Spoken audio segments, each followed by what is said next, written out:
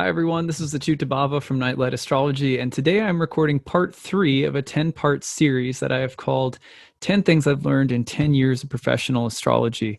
I calculated this past summer that, I realized I've been doing this for 10 years in July, and the realization hit me pretty hard. I mean, it was like, oh, wow, this is really a milestone.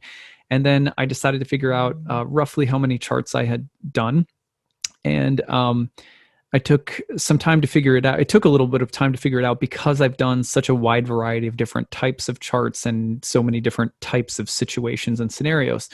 So at any rate, I figured that somewhere between 10 and 15,000 different charts that I've looked at in a meaningful way, meaning my judgment or analysis was important or that I had to form a judgment or an analysis of some kind. And in doing this, it was one of the things that I did was I started reflecting and journaling about what I had learned from working with so many people and so many charts, and so I started kind of crystallizing these insights, and I thought that I would share them with you because I know most of you who listen to this are students of astrology, or you are, pursuing your interest in astrology and trying to absorb content. And so hopefully these realizations will add to your own understanding as well as help you to crystallize your own insights, which I think is useful to do from time to time, just so that you can really, kind of take stock of what you've learned and where this study of astrology has taken you. So my third, and I recommend watching this series in order if you haven't already, because you'll get more if you do it that way. So this third insight, some of these dovetail with each other, but this third one that the way that I've phrased it is that there are no good and bad charts. I'm going to expand upon this idea in a minute, but there are no good and bad charts. Here's one of the things that I notice most is that, over 10 years and so many charts, that people come into a reading, and often, especially people who know a little bit about astrology already, but even sometimes in the case of people who don't know anything about astrology already, that they will say, I must have like a really messed up chart, or they'll come in and they'll be like, I've heard that I have like, some other astrologer maybe even told me that I have like this really unique chart. They'd never seen anything like it before. And I always kind of feel bad for people who have had that experience for one thing, because I can tell you right now that, when you see a lot of charts, what you start realizing after a while is actually the complete opposite, which is that it's very rare that you see like exceptionally crappy charts, meaning stuff that's really, really hard and difficult, and that the life lived in relation to that chart is also extremely difficult, subjectively speaking, compared to other people. And it's also exceptionally rare to see people who have just like phenomenally awesome, amazing good luck or good karma, and that is that what they've experienced or received in this lifetime, it seems incomparably good or beneficial compared to other people. So those extremes of people who seem like they just have this amazing life experience that the chart reflects somehow, or these amazingly like terrible negative events. Those extremes are very, very rare. And I say this after, 10,000 plus charts. Instead, the most common reality is this. And I want to qualify this, because at first it's going to kind of sound heavy-handed, but you are not exceptional. I am not exceptional. Most charts are not exceptional. Exceptional in the good or in the bad. Your chart is not exceptionally bad. Your pain and your suffering are not exceptionally bad. And your bliss, your joy, or the good karma that, let's say, you've accumulated or experienced is also not exceptionally good or exceptionally better than anyone else's. We are not, for the most part, in our karma, exceptional, because karma itself is not really exceptional. What's exceptional is the spirit soul. What's exceptional is the unique fingerprints of God that are, written on your spirit soul, that it takes a lot of work to discover and bring out. It takes spiritual work.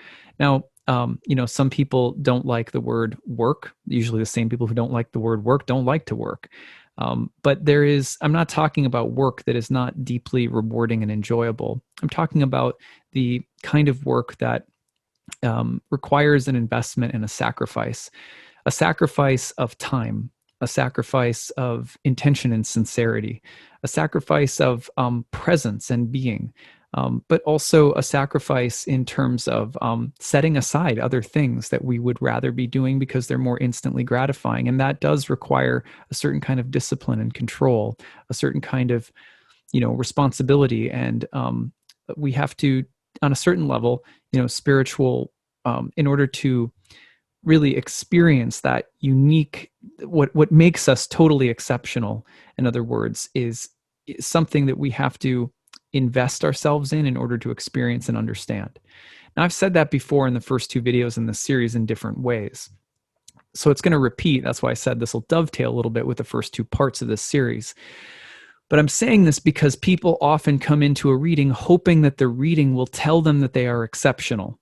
Like, here, your chart is exceptional in some way. And it can go in either way. People want to feel exceptional through the bad. Like, it's easy to feel like I'm special because I've suffered in some special or unique way. Or it's also easy to want to feel exceptional because I have some special calling in a profession, or I have some special destiny as a healer, or I'm going to have a great marriage, or whatever. People frequently, and I'm not trying to criticize people because I think this is very, very human, and I wouldn't hold space, for people in my practice day in and day out if I didn't believe it was totally human and normal to do so. But we tend to seek out the feeling of being exceptional by virtue of the results of our life karmically, bad or good. And believe me, it's not just people looking for the good. People, especially in the sort of New Age paradigm, tend to look for their self-worth through the kinds of suffering they've experienced, that your suffering somehow is like a merit badge of your beauty or your worth. And actually it's not, and neither would it make you exceptional if you had no suffering and only had really, kind of subjectively pleasing outcomes or results in your life. The truth is that we are not outcomes. We are not results. What makes us exceptional is not an outcome or a result. What makes us exceptional is not good or bad karma. So this is the myth that I kind of want to talk about in today's talk. There are no good and bad charts. Your karma, good or bad, is not what makes you exceptional. Your suffering is not what makes you exceptional. Your bliss, your joy, or your happiness in the material world is not what makes you exceptional. What makes you exceptional is who you are. Just the fact that you are what you are, that you're a spirit soul. It's like cosmic Mr. Rogers. I like you just because you're you. And this is the way that God, this is the way that Source and the divinity that lives in our heart looks at it. And this is the only way that we start to experience true joy and true happiness, is if we start to cultivate that kind of understanding about who we are and start inhabiting that quality of self. Now, that's not easy to do. It's like, it's easy to say that and everyone can kind of be like, yes, like, yes, that makes sense to me. But it's hard to inhabit that. You know what I mean? Because it's very instantly we go into like, I'll get off this making this video and I'll have a little bit of time before my client in which to eat. And if there's not something in the fridge that's there to help me make my little veggie wrap or whatever, I'll get pissy about it because the outcome isn't what I wanted. You know what I mean? It's like, it's so easy to fall into that. But people, when it comes to astrology, are falling into the same pattern of getting frustrated and having your day thrown off because your vegan mayo or whatever like isn't in your fridge. And but we're extending that to the macro level and being like, well, it's either my suffering that makes me special, or it's my triumphs, my victories, my advantages, or my privileges that make me special. And the argument between those two things within ourselves and within society, think about how much that dominates our sense of what happiness is all about, right? You know what I mean? Like we tend to say, well, if you've suffered that, it's like, yeah, you've got like a merit badge in life, and then you can move to the top of a value hierarchy for what I give you or how I think of you or whatever. And then on the other hand, we can do it in the opposite direction. We can say, oh, you were born into wealth, or oh, you can run really fast, or whatever the case might be. The world is a meritocracy. Right? But don't be fooled, because it goes in both directions. People will compete over whether or not merit is rooted in the kinds of suffering you have had or the kinds of privileges you have had. And those two things back and forth are like a Chinese finger trap. If you ever remember playing with those, you try to pull your fingers out in either direction and it just tightens the thing on your fingers. That's what we called them anyway. I don't know what they're really called. I remember going to, in my like elementary school gym, there were all these like carnival games set up, and you had to like throw things in a little kiddie pool and try to get a ring around a duck. And then if you got one, maybe you'd get one of those little traps. Anyway, so, but it's like we're all sort of in that trap all the time. And even if you point out that there is some inherent dignity or value to the soul in who and what we are, not in what we do or what outcomes we receive, good or bad, that people will try to pull you back into the trap and say, oh, well, that perspective you have is just the result of your suffering. Of course, you've come up with that because that was a coping mechanism you developed.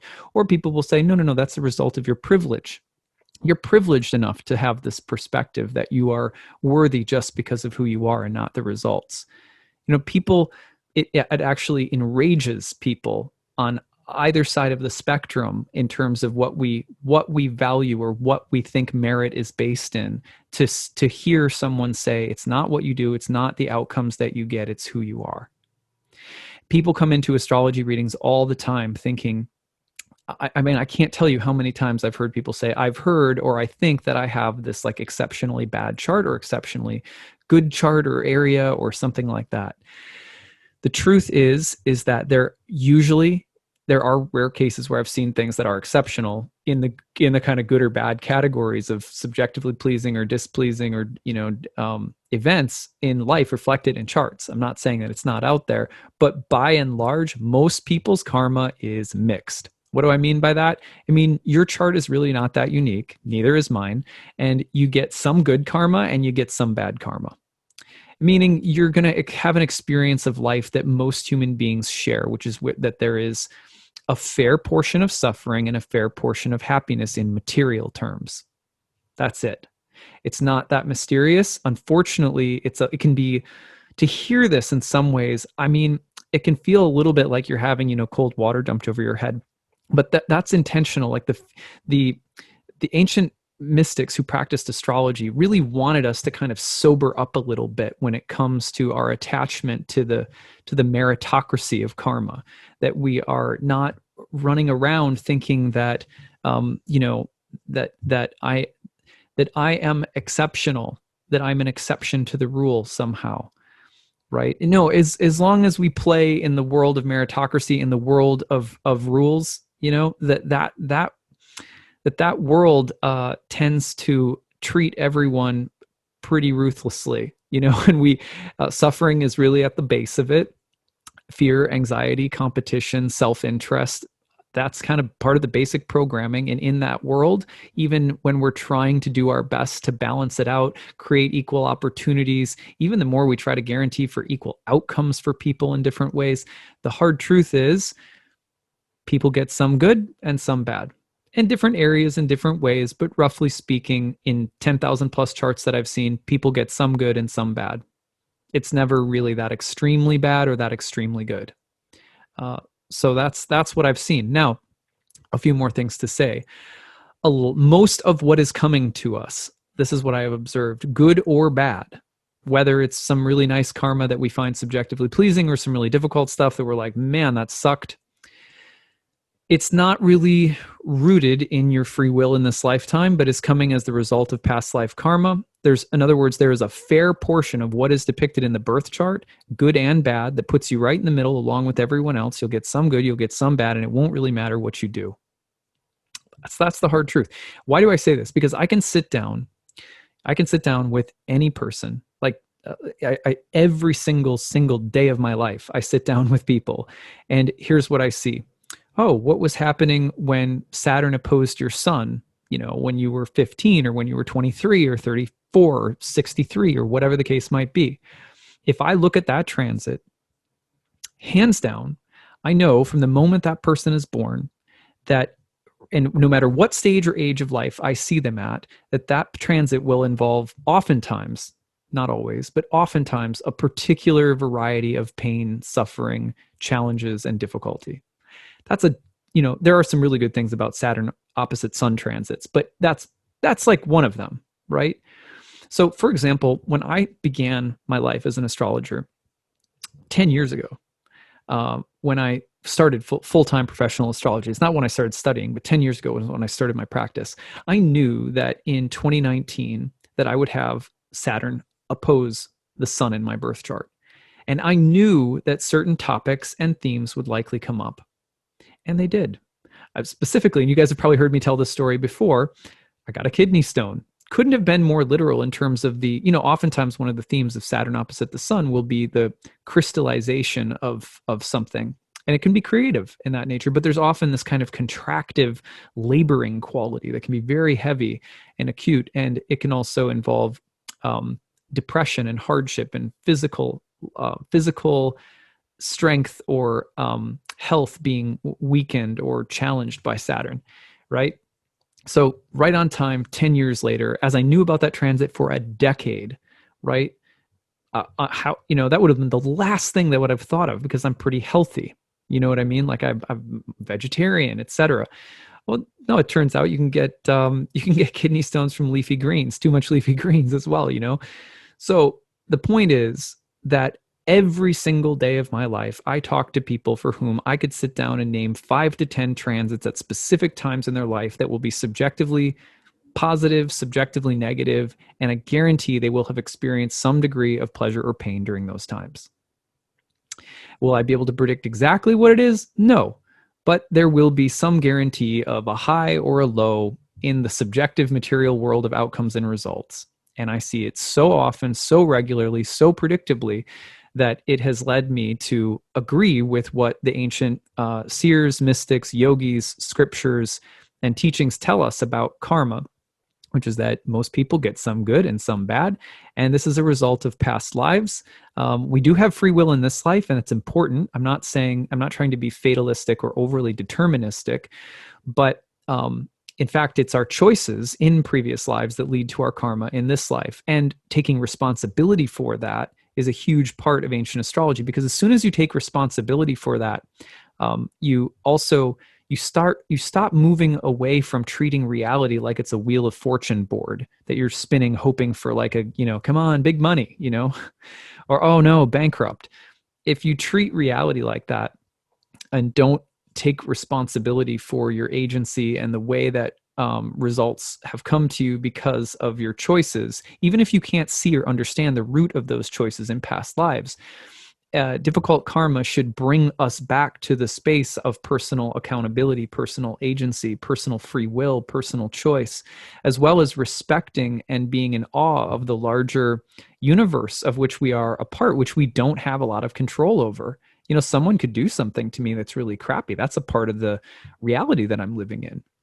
And that also that our intersection in life is a part of fate, is a part of my own karma, that I can understand and hold space for both things simultaneously. And the more that we do that and take more personal accountability and personal responsibility for our karma, the more we start to get in touch with the fact that it's who I am and what I am that makes me exceptional. You can't respond creatively to karma. You can't respond holistically to karma, soulfully to karma, unless there is a soul to respond from. So to take responsibility isn't because you should follow the rules and be good and not complain and shut your lip and button up and pull your pants up and pull your bootstraps up and all of that crap. The truth is that taking personal accountability and responsibility and not trying to play the roulette wheel of fortune. When something good happens, you've heard me say this before, we look at it and we say, wow, that's amazing. What good fortune. I could see how I might not have deserved that. And when bad things come, you say, wow, that sucked. Maybe I deserved worse. But you keep away from getting overly identified in the results and in your sense of worth relative to the results, like the meritocracy game.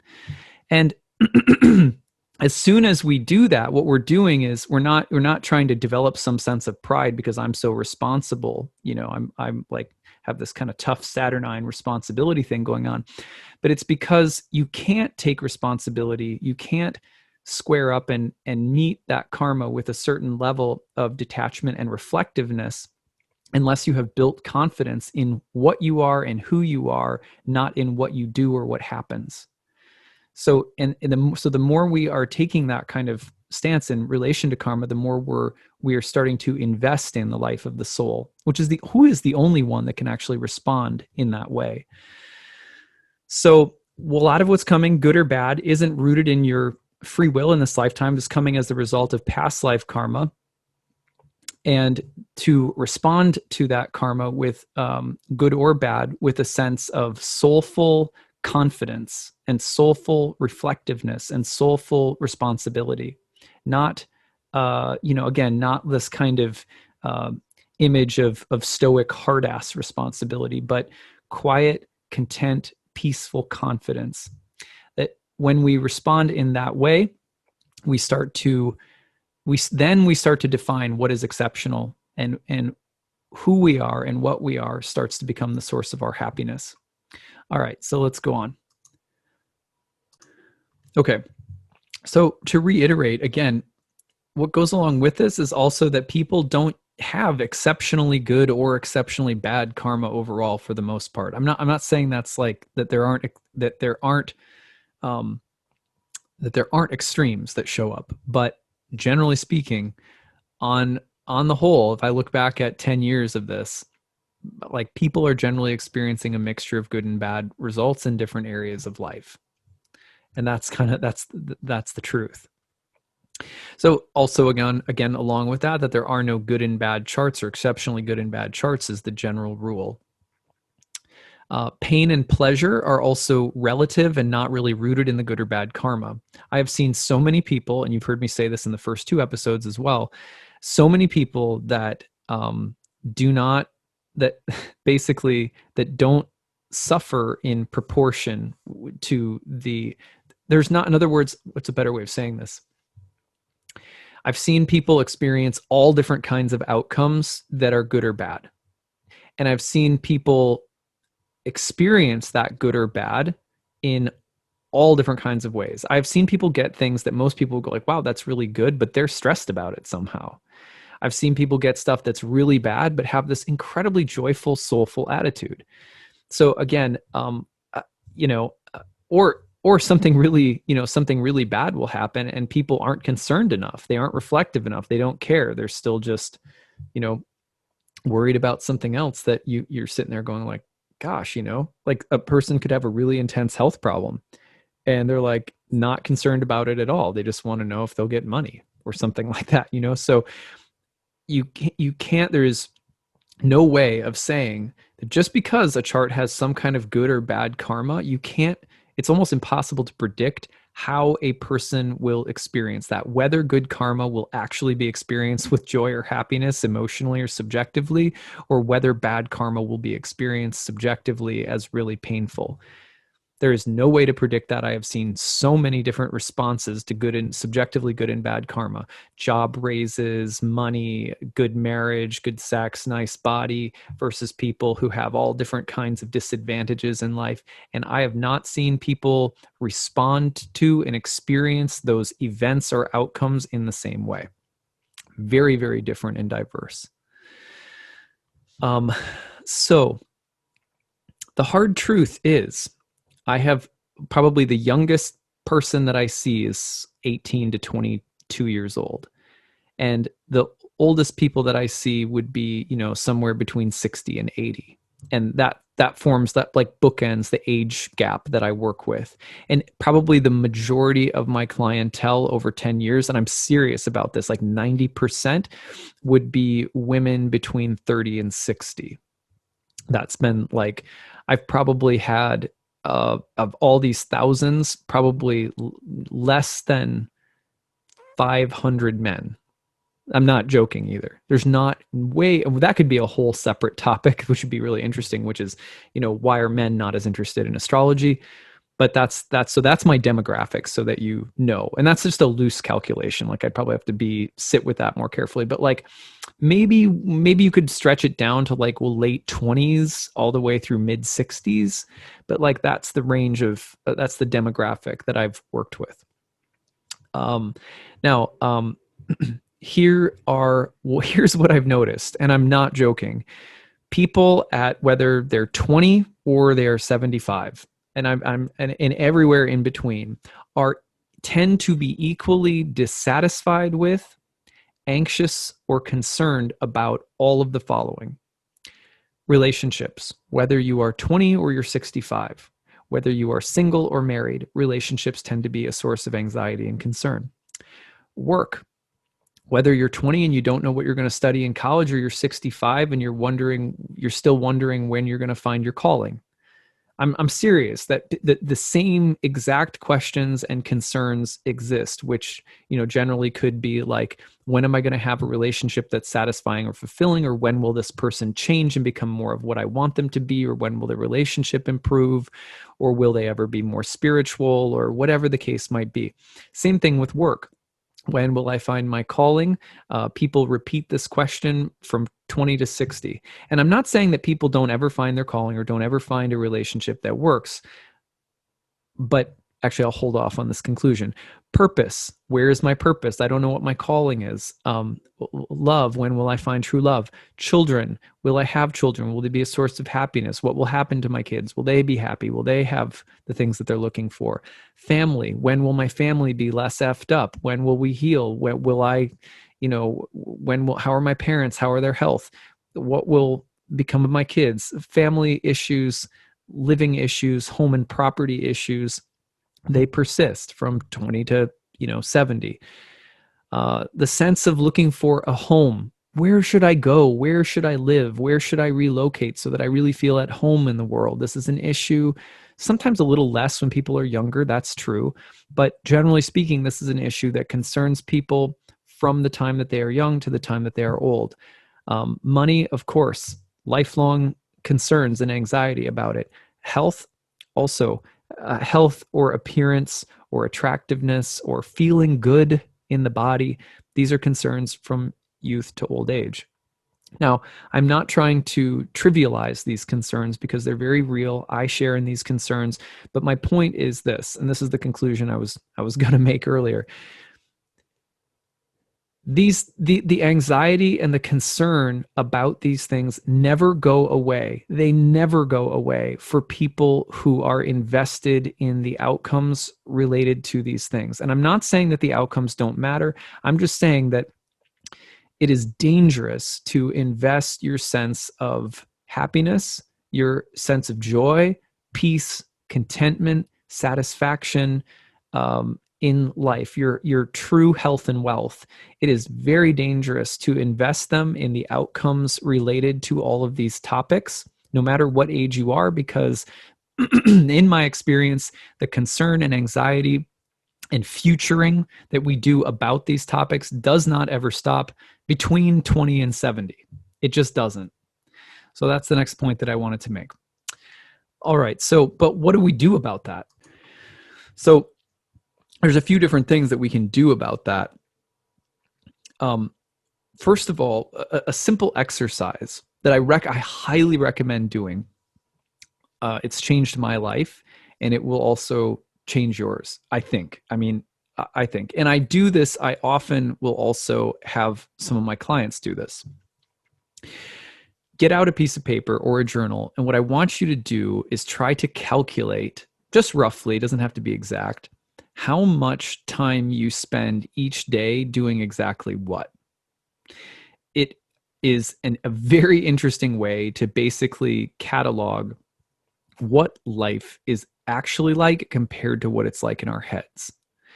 So, for example, mundane life occupies a huge amount of time. And this is why, because we spend so much time invested in things that really don't matter compared to the huge fantasies and dramas in our head, that most of us will experience roughly the same kinds of results, some good and some bad. Some good karma, some bad karma.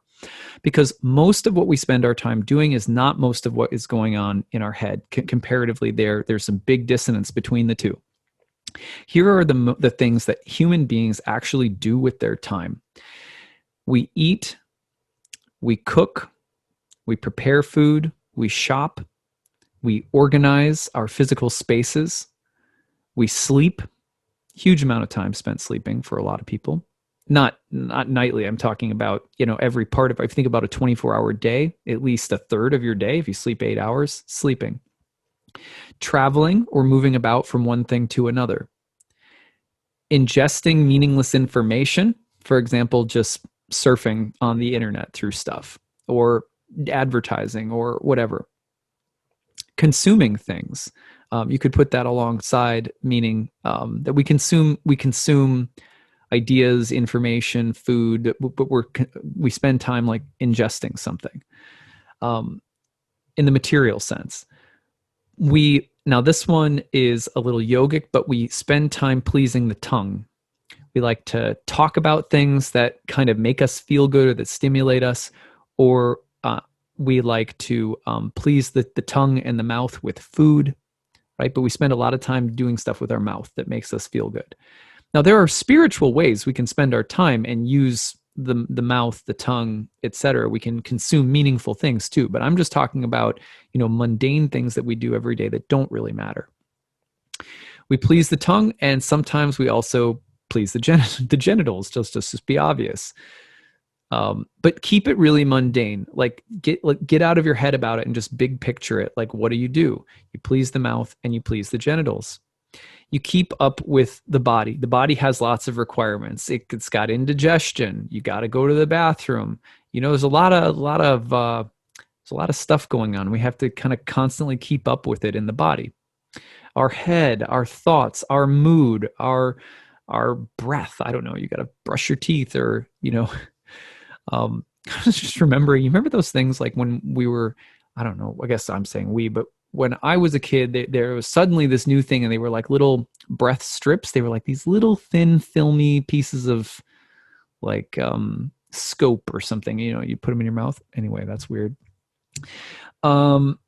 We spend a lot of time trying to innovate ways of making or talking about or discussing and organizing our activities and making them easier to deal with. We talk about and make schedules. We check things off from lists. We maintain physical things that we have, which also becomes stressful. So a lot of the stuff that we get, the real cost of it is how much it costs physically, mentally, emotionally, financially to maintain long after we've really enjoyed it too. We spend a lot of time thinking about the future or obsessing about the past. We try to change other people. We talk about what we like and don't like about other people and what we think that they should improve upon, or we obsess over what we're doing wrong and try to get right. But usually this is all, again, within the mundane sphere of material activities. We pay bills and we stress out over money. This is a short list, but if you sincerely break down what you actually do with your day every single day, it's a very quick way of understanding why understanding the conclusion that I've come to at the beginning of this talk, which says, look, most people don't have exceptionally good or exceptionally bad karma. They're going to have a mix of some good and some bad, sort of right in the middle of things. And why is this? Because most of us are not really living exceptional lives. By that, I don't mean that you should become an Olympic gold medalist or that whatever. What I'm saying is that we don't live exceptional lives because the only thing that makes life exceptional is whether or not we are tending to the soul, which is who we are and what we are that is exceptional. That is the source of our exceptionalness, our exceptionality. Is that a word? I don't think so. Anyway, so people generally continue to experience ups and downs in all of these areas of life and spend a large amount of time doing really, really mundane things with their life. It's only in our heads that we think that we are somehow exceptional and that should play out, or that that it should play out in the world in results, or that we think we're really, really exceptional in our head, but we've been held back somehow because of really crappy things that have happened in results. But both of those tendencies tend to exist in the head and are not in a kind of proportional they're not in like proportional awareness of what we actually do and what actually happens. So the most important thing we can do, in my opinion, I'll close it with this, is to like we're going to get things really regardless of what we do. Like transits are coming in your chart right now in the next 5 years that I promise you, in some ways, you have very little control over.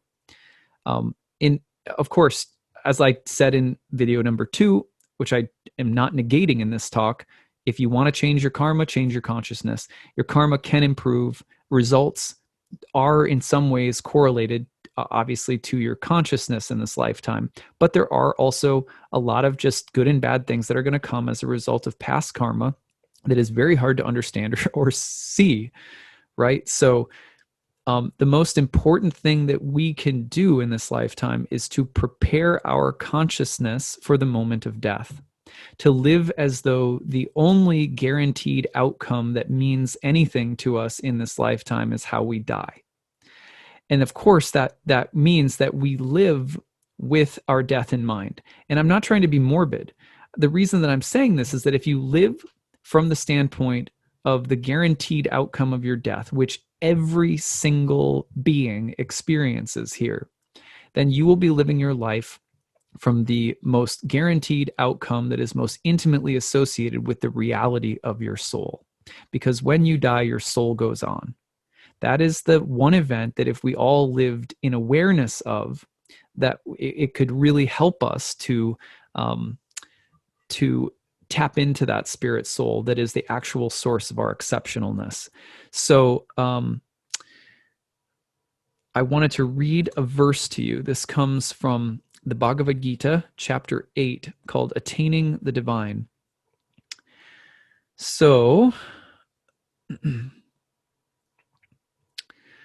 physical nature, this is chapter 8, verse 4. Physical nature is known to be endlessly mutable. The universe is the cosmic form of the Supreme Lord, and I am that Lord represented as the Supersoul dwelling in the heart of every embodied being. And whoever at the time of death quits his body, remembering me alone, at once attains my nature.